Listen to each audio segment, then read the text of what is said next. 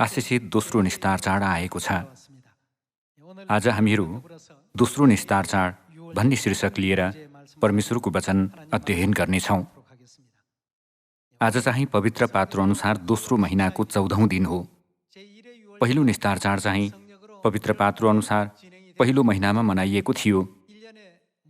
सबै चाडहरू वर्षमा एकचोटि मानिन्छ, तर ती सबै चाडहरूमध्ये परमेश्वरले हामीलाई निस्तार चाड चाहिँ वर्षमा 2 पटक मान्ने मौका दिनुभयो। त्यसैले बाइबलमा पहिलो महिनामा निस्तार चाड नमानेका मानिसहरूले दोस्रो महिनामा निस्तार चाड मान्न सक्ने विषयमा अभिलेख गरिएको छ नि, होइन र? त्यसो भए आज हामी यो दोस्रो निस्तार चाड किन मनाइरहेका छौँ त? 3500 वर्ष अघि मूसाको समयलाई फर्केर हेर्ने हो भने त्यसबेला इस्राएलीहरू मिस्रको भूमिबाट मुक्त हुनुअघि परमेश्वरले मिस्रीहरू र इस्राएलीहरू दुवैलाई निस्तार चाड मान्ने मौका दिनुभएको थियो। तर मिस्रीहरूले निस्तार चाड मानेनन्, जबकि इस्राएलीहरूले भने परमेश्वरको इच्छामा आज्ञाकारी भएर निस्तार चाड पवित्र रूपले माने। त्यसको परिणामस्वरूप परमेश्वरले मिस्रीहरूमाथि भयावह विपत्ति झारिदिनुभयो। मिस्रमा भएको प्रत्येक घरमा त्यो विपत्ति झरेको थियो र त्यहाँ आफ्नो जेठो सन्तान नगुमाएको एउटै घर पनि थिएन। इस्राएलीहरूले निस्तार चाड मानेको चिन्ह स्वरूप परमेश्वरले तिनीहरूलाई थुमा काटेर त्यसको रगत ढोकाको चौकुसका दुईपट्टिका खम्बाहरू र माथिल्लो भागमा लगाउनलाई पहिल्यै चेतावनी दिनुभयो। विधिअनुसार निस्तार चाड मानेका इस्राएलीहरूको परिवारमाथि कुनै पनि विपत्ति झरेन, तर निस्तार चाडलाई पूर्ण रूपमा इन्कार गरेका मिस्रीहरूको प्रत्येक परिवारमाथि ठुलो विपत्ति झर्यो। परिणामस्वरूप कोही पनि त्यो विपत्तिबाट उम्कन सकेनन्। परमेश्वरले विगतको यस्तो इतिहास हाम्रो निम्ति बाइबलमा अभिलेख गराउनु भएको हो। निस्तार चाड मानेका सबै परमेश्वरका प्रजाहरू 3500 वर्ष अघि मिस्रको भूमिमा झारिएको विपत्तिबाट बाँचेका थिए। त्यसै गरी वर्तमान युगमा पनि हामी सन्तानहरूलाई विपत्तिबाट बचाउनको निम्ति परमेश्वरले निस्तार चाड चिन्ह स्वरूप दिनुभयो। विपत्तिबाट बाँच्ने मात्र नभएर निस्तार चाड मान्ने मानिसहरूलाई येशूज्यूले कस्तो आशिषको प्रतिज्ञा गर्नुभएको छ त? हामी मानव जातिहरू सदा सर्वदा बाँच्न नसक्ने अस्तित्वहरू हौँ। त्यसको कारण नै हामीहरू स्वर्ग राज्यमा पाप गरेर यस पृथ्वीमा फ्याँकिएकाले गर्दा हो। त्यसैले परमेश्वरले मर्नुबाहेक अर्को कुनै विकल्प नभएका स्वर्गका पापीहरूको सबै पाप क्षमा गरिदिनको निम्ति यो पृथ्वीमा एउटा व्यवस्था स्थापना गरिदिनुभयो। त्यो व्यवस्था नै आज हामीले मानिरहेको निस्तार चाड हो। निस्तार चाडद्वारा परमेश्वरले हामीलाई पाप क्षमाको महान आशिष साथै स्वर्ग राज्यमा अनन्त जीवनको प्रतिज्ञा गर्नुभएको छ। यति मात्र नभएर परमेश्वरको पवित्र र अमरणशील शरीर अनि उहाँको अनमोल रगत ग्रहण गरेर हामी परमेश्वरका छोराछोरीहरू हुनेछौँ। हामीले अहिले मानिरहेको यो निस्तार चाडमा परमेश्वरले यति महान र बहुमूल्य प्रतिज्ञा राख्नु भएको छ। निस्तार चाडमा यस्तो महान प्रतिज्ञा समावेश भएकोले अपरिहार्य परिस्थितिका कारण पहिलो निस्तार चाड मान्न नपाएका मानिसहरूलाई परमेश्वरले दोस्रो निस्तार चाड मान्ने मौका दिनुभयो। तर दोस्रो निस्तार चाड समेत नमान्ने मानिसहरू चाहिँ परमेश्वरको प्रजा बीचबाट पूर्ण रूपमा बहिष्कार हुनेछ भनेर पुरानो करारको व्यवस्थामा वर्णन गरिएको छ। यो चाहिँ मानिसद्वारा बनाइएको व्यवस्था नभएर परमेश्वरले बाइबलद्वारा स्थापना गर्नुभएको व्यवस्था हो। यो नै हाम्रो मुक्तिको लागि आधारभूत सत्यता हो। आज यो निस्तार चाडद्वारा हामीहरू परमेश्वरका सन्तान हुने, अनन्त जीवनको आशिष पाउने, स्वर्गमा गरेको सबै पाप क्षमा पाउने अनि अन्तिम विपत्तिबाट बाँच्न सक्ने छाप निधारमा पाउने, यी सबै बाइबलमा अभिलेखित परमेश्वरको प्रतिज्ञा हो। यी सबै प्रतिज्ञाहरू आजको यो निस्तार चाडमा समावेश भएको कुरा हामी बाइबलद्वारा निश्चित गर्नेछौँ। सर्वप्रथम गन्ती अध्याय 9 को वचनद्वारा यो दोस्रो निस्तार चाडको अर्थबारे बुझौँ। अध्याय 9 को पद 1 मा इस्राएलीहरू मिस्रबाट निस्किआएका दोस्रो वर्षको पहिलो महिनामा सिनैको उजाड स्थानमा परमप्रभुले मूसासित यसो भनेर बोल्नुभयो, इस्राएलीहरूले तोकिएको समयमा निस्तार चाड मानुन्। तोकिएको समय भन्नाले पवित्र पात्रो अनुसार पहिलो महिनाको 14औं दिन हो। सौर्य पात्रो अनुसार यो मार्च कि त अप्रिल महिनामा पर्छ। इस्राएलीहरूले तोकिएको समयमा निस्तार चाड मानुन्। यसै महिनाको 14औं दिनमा साँझमा तोकिएको समयमा तिमीहरूले यो मान्नु। त्यसका सबै नियम र विधि बमोजिम तिमीहरूले मान्नु। तब तिनीहरूले निस्तार चाड मान्नुपर्छ भनेर मूसाले इस्राएलीहरूलाई बताइदिए। तिनीहरूले सिनैको उजाड स्थानमा पहिलो महिनाको 14औं दिनको साँझमा निस्तार चाड माने। परमप्रभुले मूसालाई दिनुभएका सबै आज्ञा बमोजिम इस्राएलीहरूले गरे। तर मान्छेको लास छोएर अशुद्ध भएका कतिपय मानिसहरू थिए, जसले त्यस दिन निस्तार चाड मान्न सकेका थिएनन्। तिनीहरू त्यसै दिन मूसा र हारूनको सामुन्ने आए। ती मानिसहरूले तिनलाई भने, मान्छेको लास छोएर हामी अशुद्ध भएका छौँ। तोकिएको समयमा हामीले इस्राएलीहरूका साथसाथै परमप्रभुमा आफ्ना बलि किन चढाउन नपाउने? मूसाले तिनीहरूलाई भने, पर्ख, परमप्रभुले तिमीहरूका विषयमा के आज्ञा गर्नुहुन्छ म थाहा पाऊँ। तब परमप्रभुले मूसालाई भन्नुभयो, इस्राएलीहरूलाई यसो भन्, तिमीहरूका परिवारमा मुर्दा छोएर कोही अशुद्ध भएको छ अथवा टाढा टाढा परदेश गएको छ भने पनि त्यसले परमप्रभुको निस्तार चाड मानोस्। दोस्रो महिनाको 14औं दिन साँझमा तिनीहरूले यो मानुन्। तिनीहरूले थुमा, अखमेरी रोटी र तितो साग समेत खाउन्। तिनीहरूले भोलिपल्ट बिहानसम्म त्यसबाट केही पनि बाँकी नराखुन्। त्यसको कुनै हाड पनि नभाँचुन्। निस्तार चाडको सबै नियम अनुसार तिनीहरूले मानुन्। तर जो मान्छे शुद्ध छ र यात्रामा पनि छैन, त्यसले निस्तार चाड मानेन भने त्यस्तो व्यक्ति आफ्ना मानिसहरूबाट बहिष्कार गरियोस्, किनभने त्यसले तोकिएको समयमा परमप्रभुको निम्ति आफ्नो बलि चढाएन। त्यस मानिसले आफ्नो पापको दण्ड भोगोस्। यदि तिमीहरूका बीचमा कुनै विदेशीले प्रवास गरेको छ र त्यसले परमप्रभुको निम्ति निस्तार चाड मान्न खोज्छ भने त्यसले निस्तार चाडका नियम र विधि अनुसार त्यो मनाओस्। विदेशी र स्वदेशीको निम्ति तिमीहरूको एउटै नियम होस् भनिएको छ।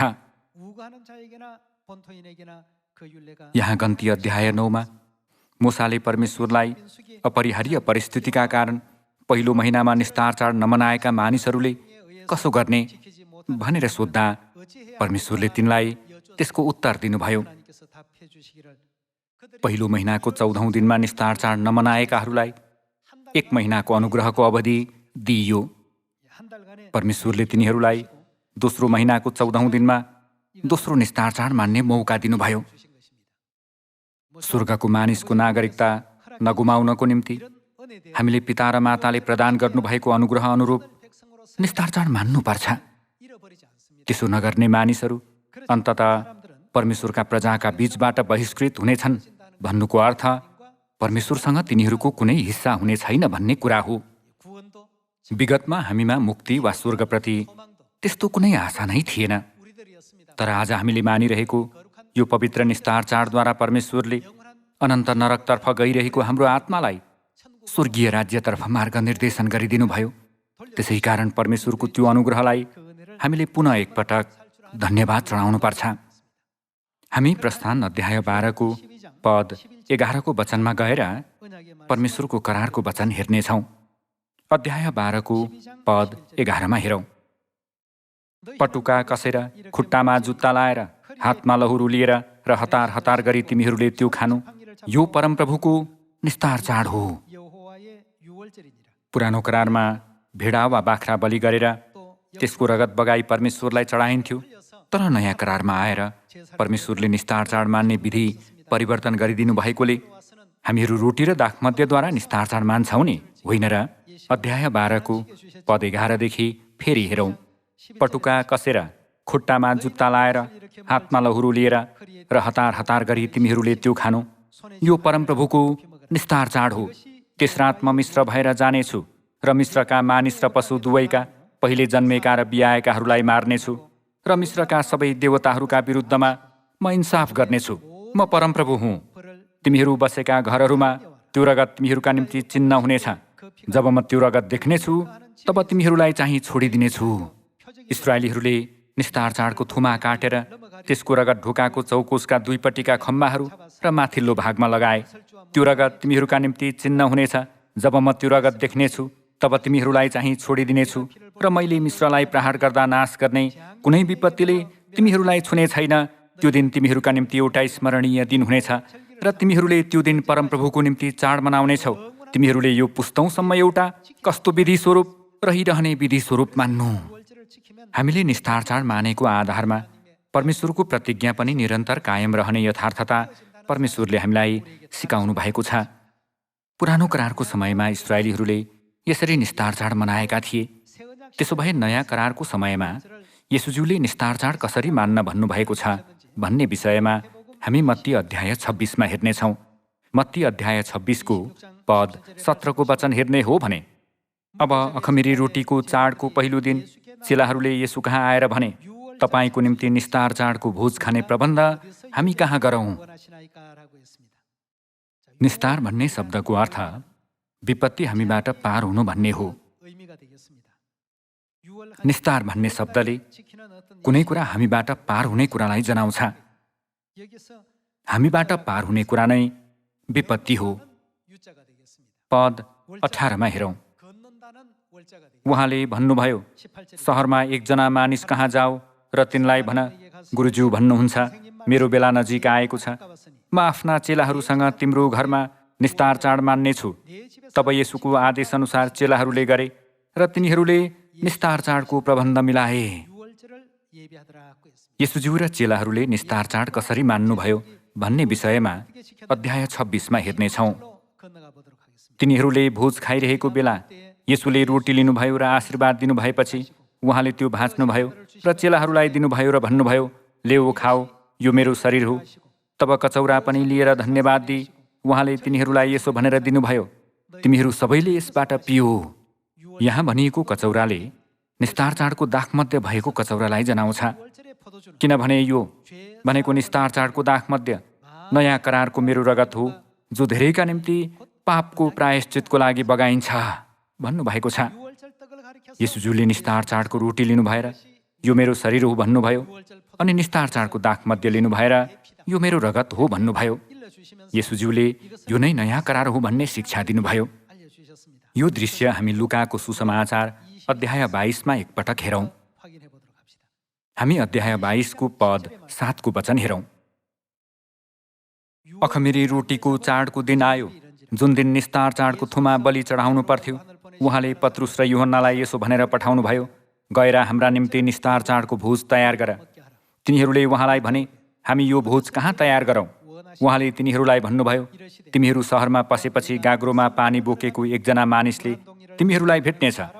त्यो जुन घरमा पस्छ त्यहाँसम्म त्यसको पछि लाग र तिमीहरूले त्यस घरका मालिकलाई भन, गुरुले तपाईँलाई सोध्नुहुन्छ, मैले आफ्ना चेलाहरूसँग निस्तार चाडको भोज खाने अतिथि कोठा कहाँ छ? उनले तिमीहरूलाई माथिल्लो तलामा सजिसजाउ भएको ठुलो कोठा देखाउनेछन् र त्यहीँ तयार गर। तिनीहरू गए र उहाँले भन्नुभए झैँ भेट्टाए र तिनीहरूले निस्तार चाडको तयारी गरे। अनि जब बेला भयो तब उहाँ प्रेरितहरूसँग भोजन गर्न बस्नुभयो। उहाँले तिनीहरूलाई भन्नुभयो, मैले दुःख भोग्न अघि नै यो निस्तार चाडको भोजन तिमीहरूसँग खाने के गरेको थिएँ? ठुलो इच्छा गरेको थिएँ। येशूज्यूले यो निस्तार चाड मान्न ठुलो इच्छा गर्नुको पछाडि पनि कारण छ। त्यो कारण नै हामीलाई आफ्ना प्रिय सन्तानको रूपमा छाप लगाउन सक्ने तरिका निस्तार चाड बाहेक अरू कुनै नभएकोले हो। परमेश्वरको पवित्र देह र परमेश्वरको अनमोल रगत ग्रहण गर्यौँ भने मात्र हामीले परमेश्वरका छोराछोरी र उहाँका सन्तानको रूपमा स्वीकृति पाउन सक्नेछौँ। हामीले केवल निस्तार चाडद्वारा येशूज्यूबाट यी सबै प्रतिज्ञाहरू प्राप्त गर्न सक्नेछौँ। त्यसैले उहाँले यो निस्तार चाडको भोजन तिमीहरूसँग खाने ठुलो इच्छा गरेको थिएँ भन्नुभएको हो। पद 19देखि लगातार हेरौँ। अनि उहाँले रोटी लिनुभयो र धन्यवाद चढाउनु भएपछि त्यो भाँच्नुभयो र तिनीहरूलाई यसो भन्दै दिनुभयो, तिमीहरूका निम्ति दिइएको यो मेरो शरीर हो।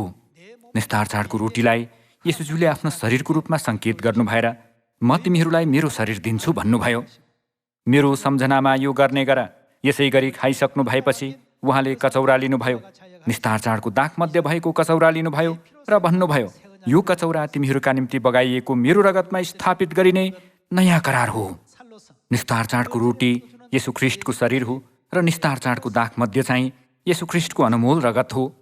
स्वर्गमा पाप गरेर यस पृथ्वीमा फ्याँकिएका सन्तानहरूको निम्ति परमेश्वरले बलिदानद्वारा उहाँको पवित्र देह र अनमोल रगत दिनुभयो। अनि येशूज्यूले यो नै नयाँ करार हो भन्ने यथार्थता हामीलाई बोध गराइदिनुभयो। यदि ख्रीष्टको बलिदानको अनमोल देह र रगत ग्रहण गरेनौँ भने हामीले कदापि पाप क्षमा पाउन सक्दैनौँ र हाम्रो स्वर्गीय घर स्वर्ग राज्य पनि फर्केर जान सक्दैनौँ। निस्तार चाड बिना हामीले परमेश्वरलाई अब्बा, पिता र माता भनेर पुकार्न सक्दैनौँ। ख्रीष्टले आफ्नो पवित्र देह खुवाउनु भएर, रगत पियाउनु भएर, हामीलाई आफ्नो अमूल्य स्वर्गीय सन्तानको रूपमा स्वीकार्नु भई छाप लगाउनु भएको धर्मविधि नै आज हामीले मानिरहेको यो निस्तार चाड हो। सन्तान हो भने अनिवार्य आफ्नो बुबा आमाको देह र रगत हुनुपर्छ। नयाँ करार निस्तार चाडको सत्यताद्वारा परमेश्वरले उहाँको छोराछोरी हुने अमूल्य करार हाम्रो निम्ति स्थापना गरिदिनुभयो। साथै परमेश्वरले हामीलाई अनन्त जीवन, पाप क्षमा र विपत्तिबाट पार हुने चिन्ह, यी सबै प्रतिज्ञाहरू निस्तार चाडद्वारा प्रदान गर्नुभयो। हामी हाम्रो अनन्त स्वर्गीय घर फर्कँदा धेरै मानिसहरूले परमेश्वर कहाँ आएर यसो भन्नेछन्, प्रभु प्रभु, के हामीले तपाईँको नाउँमा अगमबाडी बोलेनौँ, तपाईँको नाउँमा भूतहरू धपाएनौँ, हामीले परमेश्वरमाथि विश्वास गर्यौँ। तिनीहरूले आएर यसो भन्दा परमेश्वरले तिनीहरूमा एउटा कुरा हेर्नुहुनेछ, त्यो नै तिनीहरू परमेश्वरको देह र रगत भएका मानिसहरू हुन् कि होइनन् भन्ने कुरा हो। परमेश्वरको देह र रगत भएका मानिसहरू सबैलाई परमेश्वरको सन्तान हुने अनुमति दिइएको छ। यस विषयमा हामी दोस्रो कोरिन्थी अध्याय 6 को वचन हेरेर निश्चित गरौँ। यी सबै कुरालाई परमेश्वरको करारको रूपमा स्वीकारेर विश्वासमा परिणत गर्न सक्ने हामीहरू हुनुपर्छ। दोस्रो कोरिन्थी अध्याय 6 को पद 17 हेरौँ। यसकारण तिनीहरूका बीचबाट निस्केर आऊ र तिनीहरूबाट तिमीहरू अलग हो। परमप्रभु भन्नुहुन्छ, अशुद्ध कुरा केही नछो र म तिमीहरूलाई ग्रहण गर्नेछु। म तिमीहरूका को हुनेछु, पिता हुनेछु र तिमीहरू मेरा छोराछोरीहरू हुनेछौ। परमेश्वर हाम्रा पिता हुनुहुन्छ र हामी उहाँका छोराछोरीहरू हौँ। सन्तानले अनिवार्य आफ्नो बुबा आमाको रगत ग्रहण गरेको हुनुपर्छ। उदाहरणको लागि आफ्नो बुबा आमा को हुनुहुन्छ भन्ने निश्चित नहुँदा यहाँहरूले आफ्नो रगत वा शरीरको अन्य भागहरूबाट डिएनए परीक्षण गर्न सक्नुहुन्छ। डिएनए परीक्षणद्वारा आफ्नो बुबा आमा को हुनुहुन्छ भने ठ्याक्कै पत्ता लगाउन सकिन्छ, किनकि बुबा आमाको देह र रगत सिधै सन्तानमा हस्तान्तरण भएको हुन्छ। यो सिद्धान्तद्वारा येशू ख्रीष्टले निस्तार चाडको रोटी र दाखमध्यलाई आफ्नो देह र रगतको रूपमा सङ्केत गर्नु भएर हामीसँग करार स्थापना गर्नु भई यो निस्तार चाड मान्नेहरू मेरा सन्तान हुन् भन्नु भएर छाप समेत लगाइदिनु भयो। यसरी निस्तार चाड मान्ने मानिसहरूलाई अनन्त जीवन दिइनेछ भनेर परमेश्वरले यूहन्नाको सुसमाचार अध्याय 6 प्रतिज्ञा गर्नुभएको छ। यूहन्ना अध्याय 6 को पद 53 हेरौँ। येशूले तिनीहरूलाई भन्नुभयो, साँच्चै म तिमीहरूलाई भन्दछु, तिमीहरूले मानिसको पुत्रको देह खाएनौ र उसको रगत पिएनौ भने तिमीहरूमा जीवन हुँदैन। यहाँ मानिसको पुत्रले येशूज्यूलाई सङ्केत गर्दछ। त्यसो भए हामीले येशूज्यूको देह र रगत कसरी खान र पिउन सक्छौँ होला? हामीले केही समय अघि अध्ययन गरेको मत्तीको सुसमाचार र लुकाको सुसमाचारमा परमेश्वरले नयाँ करारको निस्तार चाडद्वारा हामीलाई उहाँको देह खान र रगत पिउन अनुमति दिनुभएको थियो नि, होइन र? पद 54 देखि हेरौँ। मेरो देह खाने र मेरो रगत पिउनेसित अनन्त जीवन छ भन्नुभएको छ। हामीले येशूज्यूको देह र रगतलाई सङ्केत गर्ने निस्तार चाडको रोटी र दाखमध्य खायौँ र पियौँ भने के हुन्छ त? हामीले अनन्त जीवन पाउँछौँ र अन्त्यको दिनमा म त्यसलाई जीवित पार्नेछु, किनभने मेरो देह साँच्चै खाने कुरो हो र मेरो रगत साँच्चै पिउने कुरो हो। मेरो देह खाने र मेरो रगत पिउने चाहिँ ममा रहन्छ र म त्यसमा रहन्छु। जसरी जीवित पिताले मलाई पठाउनु भयो र म पिताको कारणले जिउँछु, त्यसै गरी मलाई खाने पनि मेरो कारणले जिउनेछ। स्वर्गबाट आएको यो रोटी त्यस्तो होइन जो पिता पुर्खाहरूले खाए तापनि मरेर गए। यो रोटी खाने चाहिँ कहिलेसम्म सधैँभरि जिउनेछ भनिएको छ। येशूज्यूको देह खाने र रगत पिउने मानिसहरू जाने ठाउँ नै स्वर्गीय राज्य हो। स्वर्गीय राज्य चाहिँ मृत्यु नहुने ठाउँ हो। आजको यो निस्तार चाड चाहिँ एक सामान्य चाड मात्र नभएर परमेश्वरले हामीलाई प्रदान गर्नुभएको प्रतिज्ञा हो। दाजुभाइ तथा दिदीबहिनीहरू, सबै नोटहरू एउटा कागजको टुक्रा मात्र हुन्। 10 अमेरिकी डलर, 1000 अमेरिकी डलर वा 10,000 अमेरिकी डलर नै भए पनि एउटा कागजको टुक्रामा अङ्कित फरक फरक अङ्कले गर्दा त्यो के हुन्छ त? त्यसको मूल्य पनि फरक हुन जान्छ नि, होइन र? एउटा कागजको टुक्रा 1000 अमेरिकी डलर हुन्छ भने त्यस्तै अर्को कागजको टुक्रा 10,000 अमेरिकी डलर हुन्छ। यदि नोटमा 10 अङ्क अङ्कित छ भने त्यो एक टुक्रा कागजै भए पनि 10 अमेरिकी डलरमा खरिद गर्न सकिने सामान खरिद गर्न सकिन्छ। त्यो नै पैसामा हुने प्रतिज्ञा हो। कागजको टुक्राको कुनै मूल्य हुँदैन, तर के कुराले त्यसलाई मूल्यवान बनाउँछ त? त्यसमा समावेश भएको प्रतिज्ञाले नै त्यसलाई मूल्यवान बनाउँछ। मानौ युद्ध छेडिएर अथवा कुनै अप्रत्याशित घटना घटेर पैसामा भएको प्रतिज्ञाले केही कामै गरेन भने त्यस बेलादेखि हामीसँग भएका सबै पैसाहरू अर्थहीन सामान्य कागजको टुक्रा मात्र हुनेछ। पैसामा हुने प्रतिज्ञा रहुन्जेल मात्र त्यसको मूल्य कायम रहन सक्छ नि, होइन र? हामीले आज खाने एक टुक्रा रोटी र पिउने दाखमध्येमा परमेश्वरको प्रतिज्ञा समाविष्ट छ। अनि गोडा धुने विधिमा पनि परमेश्वरको प्रतिज्ञा समाविष्ट छ। एक टुक्रा रोटी नै भए पनि यसमा करार समावेश भएकोले यो साधारण एक टुक्रा रोटी मात्र होइन, यो परमेश्वरले प्रतिज्ञा गर्नुभएको जीवनको रोटी हो र परमेश्वरले प्रतिज्ञा गर्नुभएको ख्रीष्टको पवित्र देह हो। यसो हेर्दा थोरै दाखमध्य जस्तो देखिए तापनि यो परमेश्वरको प्रतिज्ञा समावेश भएको करारको दाखमध्य हो। तसर्थ हामीले मानिसको पुत्रको देह खायौँ र रगत पियौँ भने हामीमा के हुन्छ त? येशूज्यूले तिमीले अनन्त जीवन पाउनेछौ र म तिमीलाई अन्त्यको दिनमा जीवित पार्नेछु भन्नुभएको छ। यस्तो बहुमूल्य करार समावेश भएको दिन नै आज हामीले मानिरहेको यो निस्तार चाडको दिन हो। त्यसो भए के हिजो आज संसारका सबै मण्डलीहरूले निस्तार चाड मान्छन् त? मान्दैनन्। किन होला? तिनीहरूले किन निस्तार चाड मान्दैनन् होला? वर्तमान युगमा कसले मात्र निस्तार चाड लिएर आउन सक्नुहुन्छ? परमेश्वरले बाहेक अरू कसैले पनि निस्तार चाड ल्याउन सक्दैन। परमेश्वरले यसरी व्यवस्थापन गरिदिनुभयो। अन्तिम समयमा परमेश्वर यस पृथ्वीमा आउनुहुँदा हामीले परमेश्वरलाई सही तरिकाले चिन्न सकौँ भनेर नै उहाँले यो नयाँ करार निस्तार चाडको सत्यतालाई 1600 वर्षसम्म गुप्तमा राख्नुभयो। त्यसैले परमेश्वरले मैले यस पृथ्वीमा यो नयाँ करार निस्तार चाडको सत्यता घोषणा गर्दा तिमीहरूले म उही हुँ भनी चिन्नु भन्नुभयो। यो नै परमेश्वरले बाइबलमा स्थापना गर्नुभएको करार हो। त्यो दृश्य हामी यशाया अध्याय 25 मा गएर हेरौँ। अध्याय 25 को पद 6 मा हेरौँ। सर्वशक्तिमान परमप्रभुले यसै पर्वतमा सारा मानिसहरूका निम्ति मिठा मिठा थोकहरू, छिप्पिएको मध्य, असल असल स्वादिष्ट थोकहरू, सबैभन्दा असल मध्यको भोज लाउनुहुनेछ।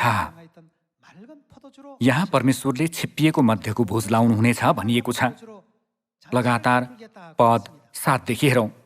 उहाँले यही पर्वतमा सारा मानिसहरूलाई ढाक्ने वस्त्र र सारा जातिलाई छोप्ने तन्ना हटाइदिनुहुनेछ। यो भोजद्वारा उहाँले केलाई सदाको निम्ति निल्नुहुनेछ? उहाँले मृत्युलाई सदाको निम्ति निल्नुहुनेछ। परमेश्वरले मृत्युलाई सदाको निम्ति निल्ने भोज तयार गर्ने प्रतिज्ञा गर्नुभएको छ। मृत्युलाई सदाको निम्ति निल्नु भन्नुको अर्थ नै उहाँले हामीलाई अनन्त जीवन दिनुहुन्छ भन्ने कुरा हो।